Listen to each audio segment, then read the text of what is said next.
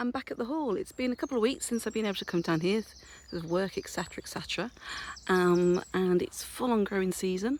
It's all looking rather beautiful, but it does mean it's rather tricky to get around. But I thought I would revisit something I went into a couple of months ago, and I came back out because I didn't feel I was quite equipped to do it properly. So let me show you where I'm going to go today. So all this mound of trees, etc, etc, is actually the remnants of the hall. This is all the rubble underneath here. There's brickwork over here.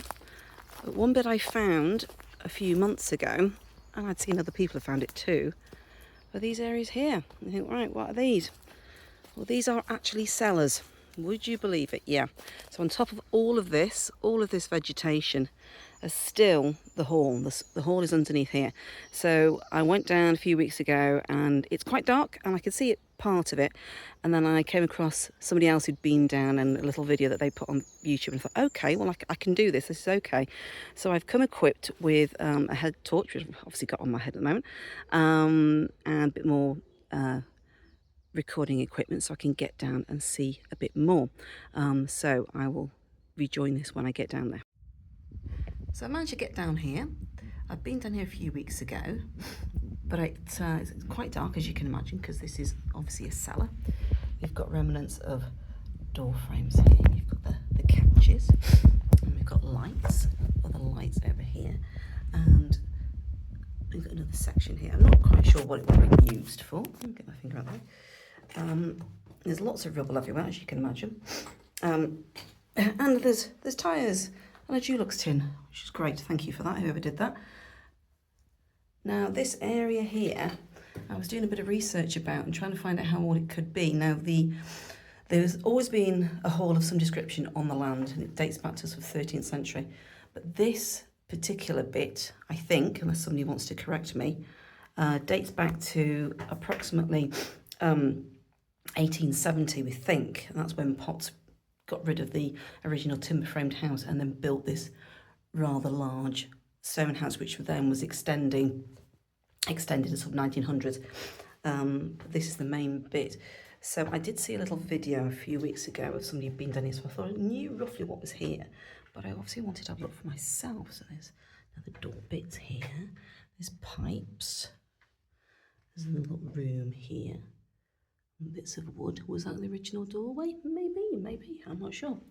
We've got lots of archways and pipes, more pipes, and bits left over of pipework over here. Another bit there, all the pipes and the plumbing. And then, of course, we can't get any further because of what we can see here, or rather what we can't see. So, another entrance there. And I imagine that's where the staircase would have been to go back upstairs. How exciting. Really sad, because obviously this wouldn't have been like this.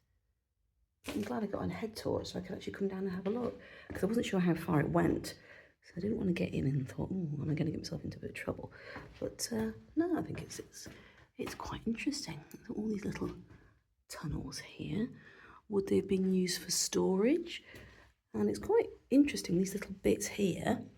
Not quite sure what they would have been used for. Obviously there was no refrigeration.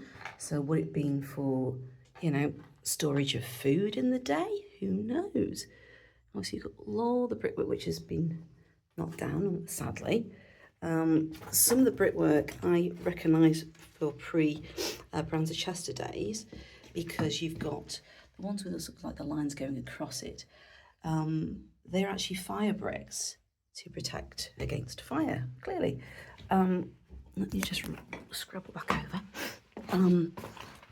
But that's where I've come from. And above me is the rest of the hall in rubble form, which is really sad. But it's great that there are still these bits that you can find. And imagine now, so I've looked above that bit there, and these tunnels go further, as you can imagine, but of course all this rubble's gone on top of it. So if this was excavated, how many more tunnels would we find? How much of the cellars would we find? It would be a big job, because above here is literally the hall. You have lots of masonry, there's brickwork. I've just seen a bit of a window frame with paint still attached to it, which is a bit weird. You've got lead pipes sticking out of everywhere. And at the moment we're, in the middle of the growing season, so of course it's covered in foliage. So when it dies back to autumn time, you can then see the bare bones of it all. But yeah, this is what we are in this bit. I'm really glad I got to come down here, because I came down a few weeks ago and I got a little bit spooked because it was dark. And I thought, well, if I get myself a head torch, I can find what's down here. And I have, so it's really good.